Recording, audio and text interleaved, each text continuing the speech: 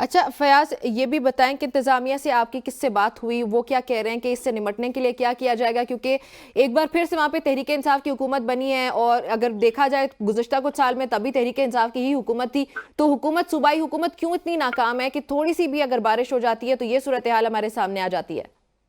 جی بالکل، یہاں پہ تو فی الحال مسئلہ جو ہے پشاور کی اگر بات کی جائے تو پشاور میں زیادہ مسئلہ جو ہے وہ بی آر ٹی کی وجہ سے پیدا ہوا ہے، چونکہ جب یہ منصوبہ شروع کیا جا رہا تھا تو کہا جا رہا تھا کہ مطلب جتنے بھی یہ بی آر ٹی روٹس جہاں سے گزریں گی تو وہاں پر باقاعدہ طور پر وہ سڑکوں کو وسیع کیا جائے گا، اور وہاں پر جو ہے نکاسی آب کا نظام جو ہے اس کو مطلب دوبارہ تعمیر کیا جائے گا، انفراسٹرکچر جتنی بھی ہے وہ اس کو جو ہے دوبارہ تعمیر کی جائے گی، لیکن ایسا نہیں ہوا کیونکہ وہاں پہ جو ہے وہ ابھی تک بعض علاقوں میں جو ہے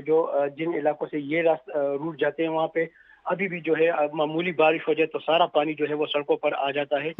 جس کی وجہ سے وہاں پہ لوگوں کو شدید مشکلات کا سامنا کرنا پڑتا ہے، خصوصاً اگر بات کی جائے تہکال اور یونیورسٹی روڈ، کیونکہ یہ گنجان آباد علاقہ ہے جہاں پر کافی تعداد میں تجارتی مراکز بھی ہے، تو وہاں پہ جو ہے سڑکوں کی کشادگی نہیں ہوئی، بی آر ٹی کی اسٹیشن جو ہے وہ تعمیر کر دیا گیا، اور سڑک جو ہے وہی پرانی سڑک ہے، چھوٹی سی سڑک ہے، تو وہاں سے جو ہے معمولی بارش کے بعد بھی جب ہے